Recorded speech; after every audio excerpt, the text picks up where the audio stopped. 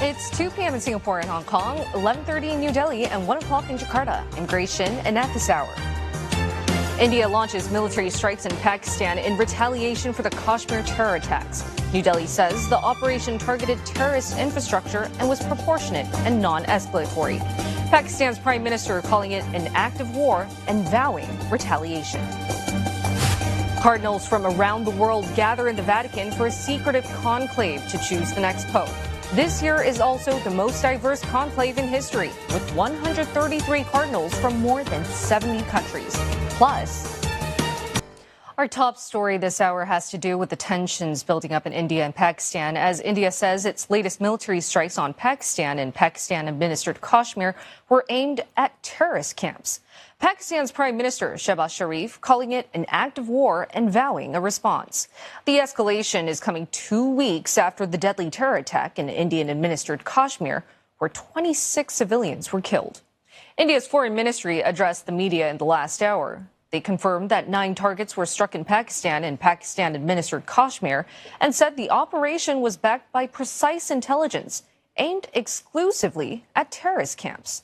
Officials stressed that no Pakistani military installations were hit and every effort was made to avoid civilian casualties. India exercised its right to respond and preempt as well as deter more such cross-border attacks. These actions were measured, non-escalatory, proportionate and responsible. They focused on dismantling the terrorist infrastructure and disabling terrorists likely to be sent across to India.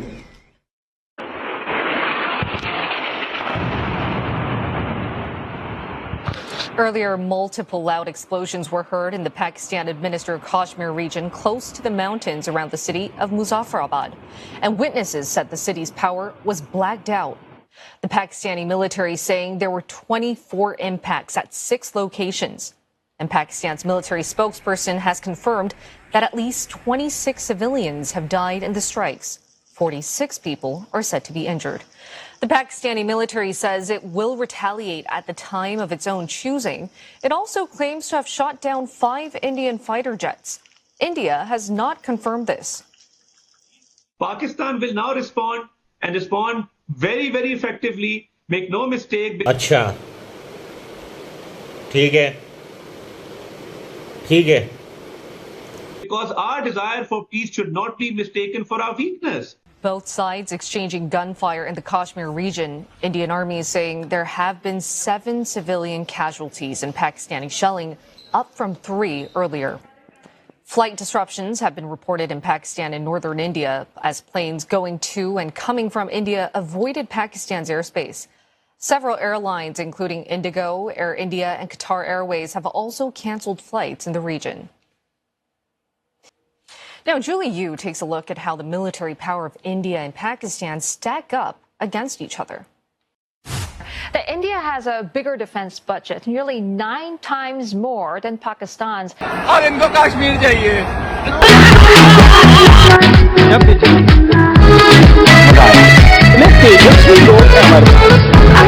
Last year, New Delhi spent $86 billion on its military, compared to about $10 billion by Islamabad.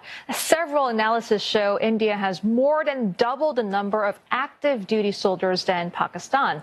New Delhi carries significantly higher military power on land, with nearly 4,000 tanks and around 10,000 pieces of artillery. Islamabad has about 2/3 of that tank force and fewer than half in artillery. So at sea, India has a huge Navy advantage with 2 aircraft carriers and 12 guided missile destroyers. Pakistan has neither of those.